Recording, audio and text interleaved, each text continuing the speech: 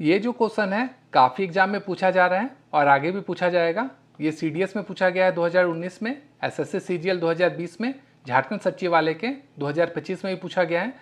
इसमें क्वेश्चन है कि दशमलव संकेत पद्धति में गुणनफल यहाँ पे गुना करना है और उसका परिणाम यहाँ पर दिया हुआ है।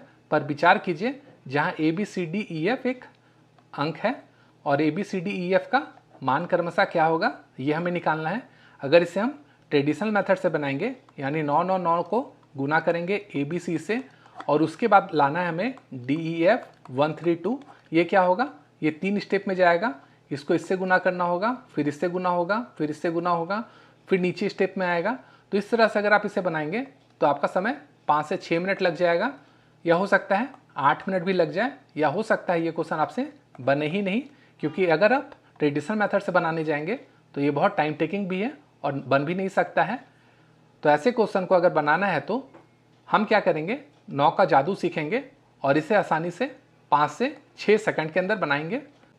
तो चलिए देखते हैं इसे कैसे बनाया जाए। तो इसे हल करने के लिए सबसे पहले चलिए 9 का जादू सीखते हैं। अगर 7 को 9 से गुना करें तो ये होगा 63, ये आप आसानी से बता देंगे। लेकिन अगर हम बोलें कि 67 को 99 से गुना करना है तो आप क्या करेंगे, इस तरह से इसे गुना करेंगे।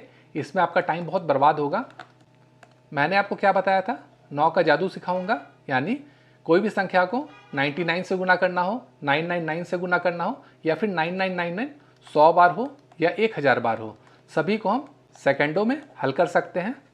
तो ये कैसे हल होगा चलिए देखते हैं। यहाँ पे देखिए क्या है, 99 है, तो हम क्या देखेंगे 10 का मल्टीपल पे, यानी 10, 100, 1000, 10,000, 1,00,000, इस तरह से।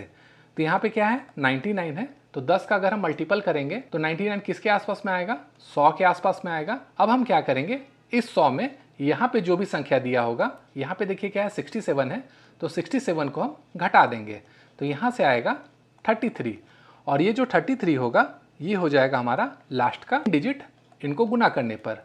अब देखिए 99 को किससे गुना करना है, 67 से गुना करना है। अब इस 67 में हम एक घटा देंगे, ये हो जाएगा 66। ये 66 को यहाँ पे लिख दीजिए और यही इसका आंसर हो जाएगा। अब चलिए समझने के लिए ये एग्जांपल लेते हैं। यहाँ पे देखिए क्या है 999 है, तो ये संख्या 10 के किसके नियरेस्ट में आएगा मल्टीपल पे, तो ये आएगा 1000 के आसपास। अब ये 1000 में क्या करेंगे, यहाँ पे देखिए क्या है 692 है, 692 को घटा देंगे तो यहाँ से आएगा 308। इसका मतलब इसका जो लास्ट का 3 डिजिट है ये हो जाएगा 308। अब देखिए यहाँ पे संख्या क्या है, ये है 692, इसमें अगर हम एक घटाएंगे ये हो जाएगा 691। यहाँ पर भी देखिए 67 था तो एक घटाए थे तो 66 आया था, उसी तरह यहाँ पे 692 में एक घटाएंगे ये आएगा 691, ये इसका आंसर हो जाएगा। अब चलिए इसे हल करते हैं। यहाँ पे 9999 तो किसके नियरेस्ट में आएगा, ये आएगा हमारा 10,000 के आसपास में। अब इस 10,000 में 79 को घटा देंगे, तो इसको अगर हम घटाएंगे तो यहाँ से आएगा 9921। इसका मतलब लास्ट का जो 4 डिजिट है वो होगा 9921। अब यहाँ पे क्या है 79 है, 79 में एक घटा दीजिए ये हो जाएगा 78 और ये इसका आंसर हो जाएगा। यहाँ तक आपको समझ में आ गया होगा। अब चलिए वो क्वेश्चन बनाना सीखते हैं। अब यहाँ पे देखिए क्या दिया हुआ है, 999 को ABC से घटाना है और आना चाहिए DEF 132। इसका मतलब अगर हम 3 को 2 से घटाएं या 2 को 3 से घटाएं आंसर तो सेम आने वाला है। तो हम क्या करेंगे, ये ABC को पहले लिख देंगे और इसको गुना करेंगे 999 से और आंसर कितना आना चाहिए, ये आना चाहिए DEF 132। यहाँ तक कोई दिक्कत नहीं होना चाहिए। अब मैंने आपको क्या बताया था, यहाँ पे जो भी संख्या है यहाँ पे 999, ये किसके नियरेस्ट आएगा, ये आएगा 1000 के। अब इस 1000 में हमें क्या करना है, इस ABC को घटाना है और ABC को घटाने के बाद रिजल्ट क्या आएगा 132। यहाँ पे देखिए अगर हम 5 में 2 को घटाना होगा तो क्या होगा 3, और अगर हम 5 में 3 घटाएंगे तो क्या आएगा 2। इसका मतलब ये संख्या को घटाएंगे तो ये परिणाम आएगा, ये संख्या को घटाएंगे तो ये परिणाम आएगा। उसी तरह यहाँ पर क्या है देखिए 1000 को घटाना है ABC से तो आएगा 132।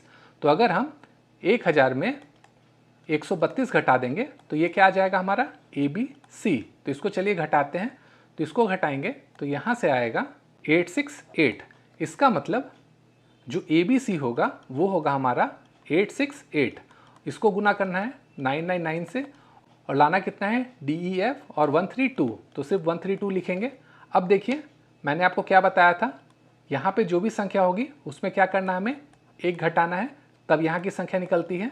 तो अगर हम 1 घटाएंगे ये कितना हो जाएगा, ये हो जाएगा 867। इसका मतलब A हो जाएगा 8, B हो जाएगा 6 और C हो जाएगा 8। ये किस में देखिए 868, 868 इसमें है। अब देखिए D कितना होना चाहिए, 8 इस ऑप्शन में है, E होना चाहिए 6 इसमें है और F होना चाहिए 7। इसका मतलब इसका आंसर हो जाएगा ऑप्शन नंबर D। तो आशा करता हूँ आपको ये वीडियो समझ में आ गई होगी। अगर वीडियो समझ में आ गई है तो वीडियो को लाइक तथा शेयर जरूर कीजिएगा, साथ ही साथ चैनल को सब्सक्राइब करना भी ना भूलिएगा।